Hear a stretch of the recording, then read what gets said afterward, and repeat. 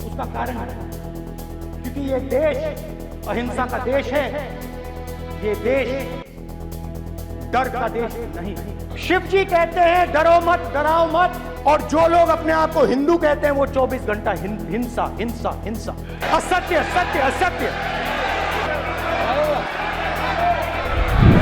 पूरे हिंदू समाज को हिंसक कहना ये गंभीर विषय है।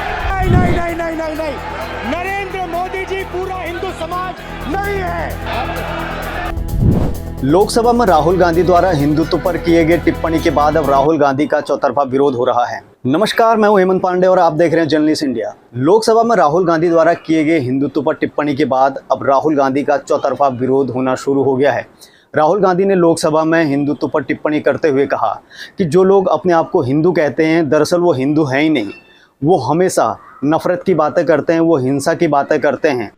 मोदी जी ने अपने भाषण में एक दिन कहा कि हिंदुस्तान ने किसी पर आक्रमण नहीं किया। उसका कारण है क्योंकि ये देश अहिंसा का देश है,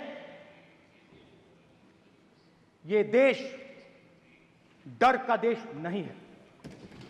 तो हमारे सारे के सारे महापुरुषों ने अहिंसा की बात की, डर मिटाने की बात की, डरो मत, डराओ मत।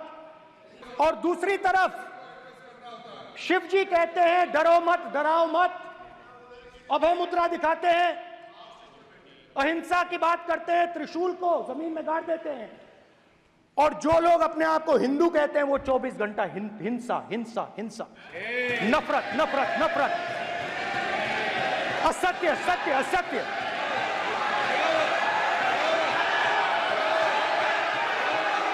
आप हिंदू हो ही नहीं। ऐसे में प्रधानमंत्री नरेंद्र मोदी ने भी राहुल गांधी का खड़े होकर विरोध किया और जिसके बाद सदन में राहुल गांधी का जमकर विरोध हुआ। एनडीए नेताओं ने भी राहुल गांधी का विरोध किया। विषय बहुत गंभीर है। पूरे हिंदू समाज को हिंसक कहना ये गंभीर विषय है। बीजेपी को आपको नहीं नहीं नहीं नहीं नहीं नहीं, नरेंद्र मोदी जी पूरा हिंदू समाज नहीं है, बीजेपी पूरा हिंदू समाज नहीं है, आरएसएस पूरा हिंदू समाज नहीं है।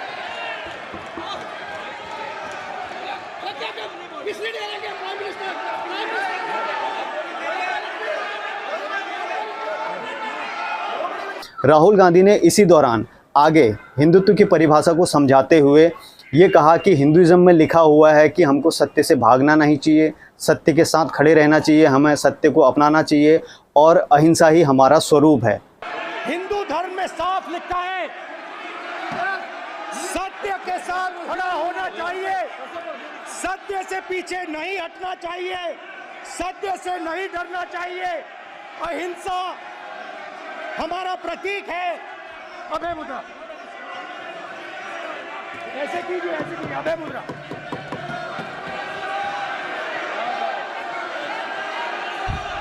राहुल गांधी ने इस तरह से आज संसद में बयानबाजी की और राहुल गांधी बिल्कुल एकदम आक्रामक दिखे।